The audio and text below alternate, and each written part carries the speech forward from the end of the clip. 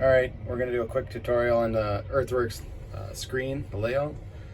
Any one of these buttons here across the top or these numbers here across the top, press and hold on them and that will be the shortcut to get into them. So on the left hand side, if we're going to load a project, tap and hold on that. You can change your projects right in here. I'm going to get out of that. Across the top, next one over is going to be your horizontal offset. You know that by the lines going horizontally on the screen there. Press and hold. Now you can come in and tap that. Any line on the screen, you know that it's highlighted by the line.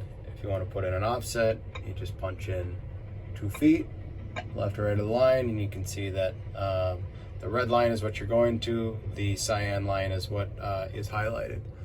Just apply that. So now you can see that same interface is out in the on the display. Quick buttons here, so if I tap that, it's going to go back to 0, and then you'll see that my line moves back to the original line. If I want to get rid of that line, press and hold, go into select line, and then you'll say none selected. Okay, push apply. Next one over is going to be our vertical offset, so press and hold on that again. This changes the design in terms of what your vertical offset is. So there's a couple different ways you can do this. Offset, you punch it in, you can say here, and that'll automatically change your offset.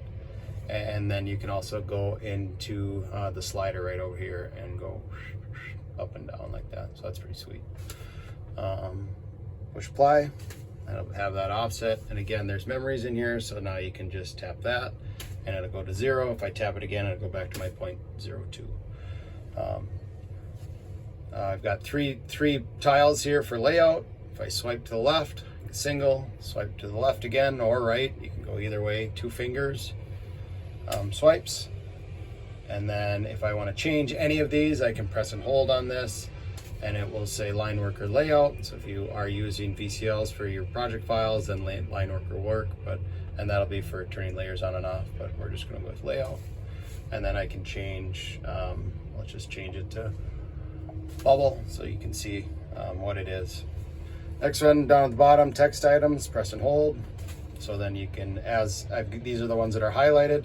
You've got yellow dots indicating that it's there. So this is an excavator, so we only have cut fill center highlighted, but just for demonstration purposes, I'll just tap those.